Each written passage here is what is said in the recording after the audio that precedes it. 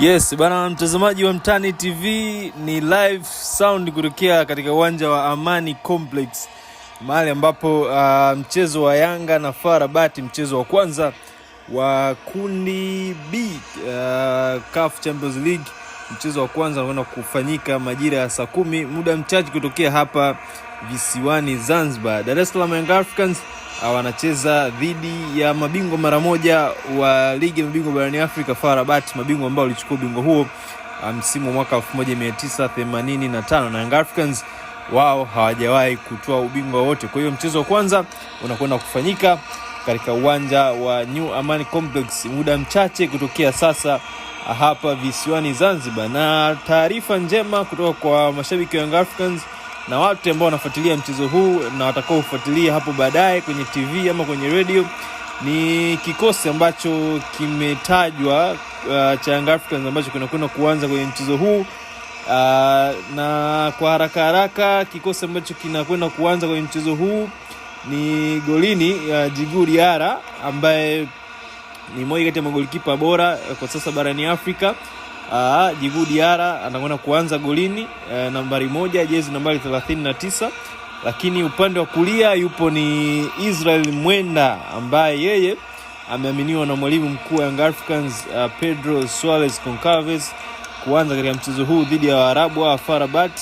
Yeye atavalia jezi nambari 33. Mabeki wa kushoto ni Mohamed Hussein Shabalala ama Zimbwe Junior, ambaye yeye kwenye mchezo wa leo dhidi ya FAR Rabat ameaminiwa kuvaa jezi nambari 15. Lakini mabeki wa katikati mwa uwanja ni Dickson Job, ambaye ndo nahodha kwenye mchezo wa leo, yeye amevalia jezi nambari 5.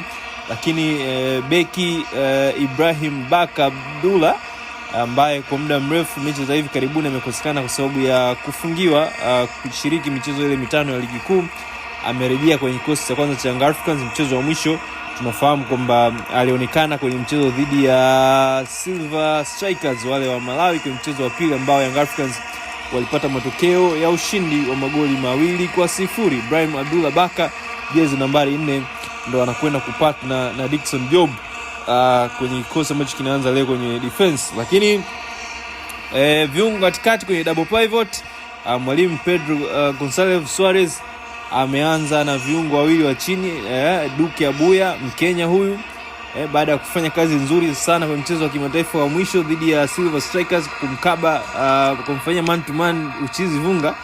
Leo hii anakwenda kuaminiwa katikati mwa uwanja, anakwenda kucheza nambari 6, na mgongoni atavalia jezi nambari 38.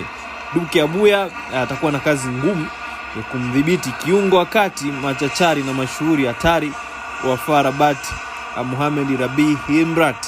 Nahodha huyu wa FAR Rabat leo hii atakuwa man to man marked na Duke Abuya, mzee wa kazi chafu. Lakini pembeni yake juu kwenye namba 8 anaanza kiungo Mzanzibari Mudathir Yahya, jezi nambari 27, mmoja kati ya viungo wakati kutoka Tanzania ambao wana uwezo wa kuplay vizuri ile role ya box to box, kwamba anaweza akazuia vizuri, anaweza akakava eneo kubwa la uwanja, lakini pia ni mmoja kati ya wachezaji hatari kwenye kuarrive kwenye box na kuipatia timu magoli. Namba 10 juu yao anaanza AI ya mpira Mohamed Dumbia, jezi nambari 19, mmoja kati ya wachezaji pia viungo hatari sana kwenye kikosi cha Young Africans. Leo jukumu lake kubwa itakuwa ni kutengeneza nafasi, kuwatengenezea nafasi wachezaji wa mbele ambao wameaminiwa kwenye mchezo wa leo, mmoja kati ya viungo ambao leo hii pia wanacheza mchezo wao wa kwanza kutokea kwenye kikosi cha Yanga, ambacho leo hii mchezo huo unafanyika katika uwanja wa New Amani Complex. Huyu Mohamed Dumbia ndio mchezo wake wa kwanza kucheza katika uwanja wa New Amani Complex akiwa kama mchezaji wa Young Africans.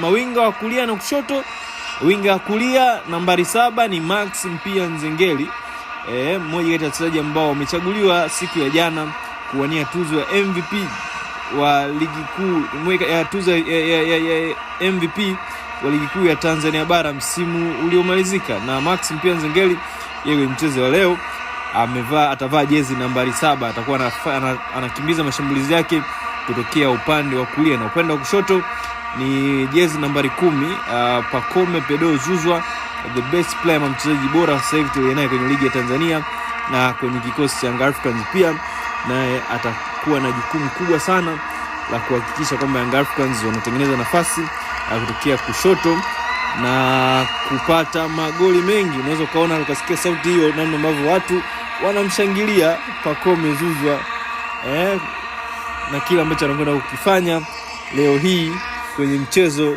dhidi ya FAR Rabat.